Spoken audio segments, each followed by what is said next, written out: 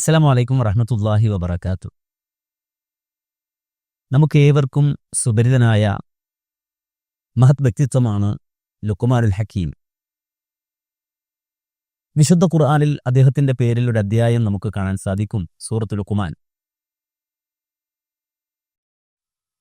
ലുഖ്മാൻ അലൈഹിസ്സലാം ആഫ്രിക്കൻ വംശജനായ ഒരു കറുത്ത കാപ്പിരിയായിരുന്നു എന്ന് അദ്ദേഹത്തിന്റെ ചരിത്രം വിശദീകരിക്കുന്ന ഗ്രന്ഥങ്ങളിൽ രേഖപ്പെടുത്തപ്പെട്ടിട്ടുണ്ട്. അദ്ദേഹം ഒരു അടിമയായിരുന്നു.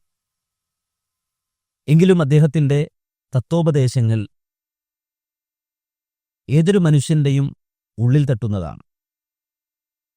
അതിൽ ചിലത് വിശുദ്ധ ഖുർആനിൽ ഉദ്ധരിച്ച് നമുക്ക് കാണാൻ സാധിക്കും.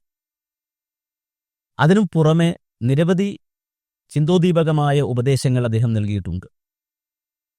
ഒരിക്കൽ അദ്ദേഹത്തിന്റെ യജമാനൻ അദ്ദേഹത്തോട് ഒരാടിനെ അറുത്തുകൊണ്ടുവരാൻ കൽപ്പിച്ചു. എന്നിട്ട് അദ്ദേഹത്തിന്റെ യജമാനൻ പറഞ്ഞു, ആ ആടിന്റെ ശരീരത്തിൽ നിന്ന് ഏറ്റവും ശ്രേഷ്ഠമായ ഏറ്റവും നല്ല ഭാഗങ്ങൾ ഒരു തളികയിലാക്കി നീ കൊണ്ടുവരിക എന്ന്. ലുഖ്മാൻ ആടിനെ അറുത്ത് ആടിന്റെ ഹൃദയവും നാവും ഒരു തളികയിൽ വെച്ച് യജമാനന്റെ മുന്നിൽ കൊണ്ട് സമർപ്പിച്ചു. ദിവസങ്ങൾ കഴിഞ്ഞുപോയി. മറ്റൊരിക്കൽ അതേ യജമാനൻ തന്നെ വീണ്ടും മറ്റൊരു ആടിനെ അറുക്കുവാൻ ലുഖ്മാൻ ഹക്കീമിനോട് കൽപ്പിച്ചു. എന്നിട്ട് പറഞ്ഞു, ആ ശരീരത്തിൽ നിന്ന് ഏറ്റവും മോശമായ 2 ഭാഗങ്ങൾ ഒരു തളികയിലാക്കി നീ കൊണ്ടുവരികയെന്ന്. ലുഖ്മാൻ ഹക്കീം പറഞ്ഞത് പ്രകാരം ആടിനെ അറുത്ത് ആ ആടിന്റെ ഹൃദയവും നാവും ഒരു തളികയിലാക്കി വീണ്ടും യജമാനന്റെ മുന്നിൽ സമർപ്പിച്ചു. ഇത് കണ്ട യജമാനൻ ചോദിച്ചു, നല്ല ഭാഗം കൊണ്ടുവരാൻ നീ പറഞ്ഞപ്പോഴും മോശമായ ഭാഗം കൊണ്ടുവരാൻ നിന്നോട് പറഞ്ഞപ്പോഴും 2 പ്രാവശ്യവും ഹൃദയവും നാവുമാണ് ഇവിടെ കൊണ്ടുവന്ന് ഏൽപ്പിച്ചത്. എന്തുകൊണ്ടാണ് അങ്ങനെ ചെയ്തത് എന്ന് ചോദിച്ചപ്പോൾ ലുഖ്മാൻ ഹക്കീം പറഞ്ഞ മറുപടി, ഒരു ശരീരത്തിലെ ഏറ്റവും നല്ലതും ഏറ്റവും ശ്രേഷ്ഠമായതും പരിശുദ്ധമായതുമായ ഭാഗങ്ങൾ തിരഞ്ഞെടുത്താൽ അത് നാവും ഹൃദയവുമാണ്.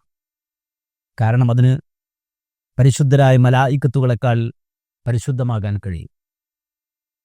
അതുപോലെ തന്നെ ഒരു ശരീരത്തിലെ ഏറ്റവും മോശമായ ഭാഗമാകാനും ഹൃദയത്തിനും നാവിനും സാധിക്കും. ഒരു വേള അത് പിശാചിനേക്കാൾ മ്ലേച്ഛമായി മാറും. അതുകൊണ്ട് തന്നെ ഒരു ശരീരത്തിലെ ഏറ്റവും നല്ലതും ഏറ്റവും മോശവും അത് നാവും ഹൃദയവുമാവും.